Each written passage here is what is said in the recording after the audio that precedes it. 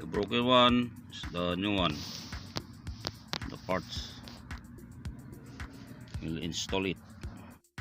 Ito yung trabaho ng kan electronics hanggang kan yung sinasabing have fun working the car. Masayang gawin, chichik lahat.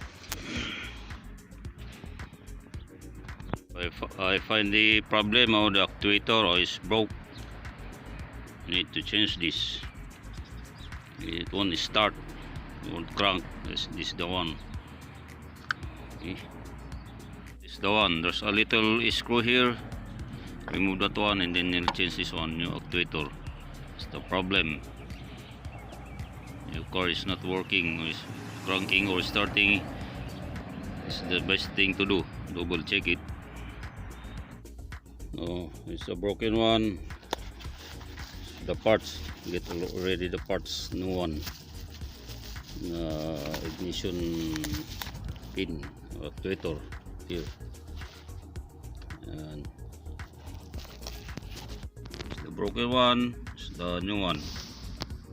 The parts, we'll install it. Installing this, insert the key. And this slowly, there you go. Oh, lock. So this lock will insert here. Okay, so on. Then screw, we'll return the screw. So papasok po natin dito, we'll insert this one here, the full here. Yan, insert po natin ito, pasok po natin. Done inserting, please remove the key here. Ignition switch, we'll install this one here. Wire there, there. So that part is going here, then this one going on top here.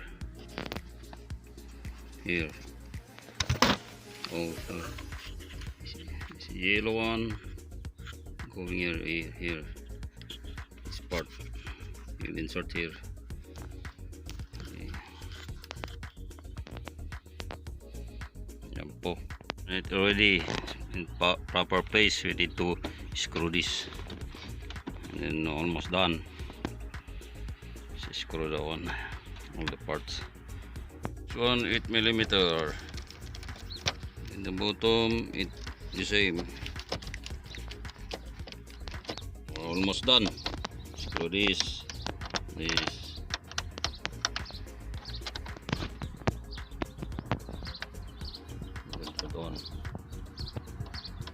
one, tighten it.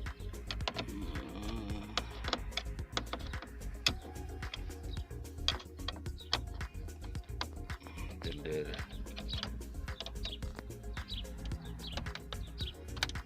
Ito, this one already we're done. There's a 2 screw there. If you remove this one, there's a 2 screw there. Remove this one, and then there's a screw side. See, we're done. Salamat mga kabro, mga kabagi sa panonood. That's the way how to change the actuator, ignition switch. If your car doesn't crank or start, use that one. Check it first before you change your battery, your starter, and then check the relay. Then this is the one. See, it's solved again. Another repair.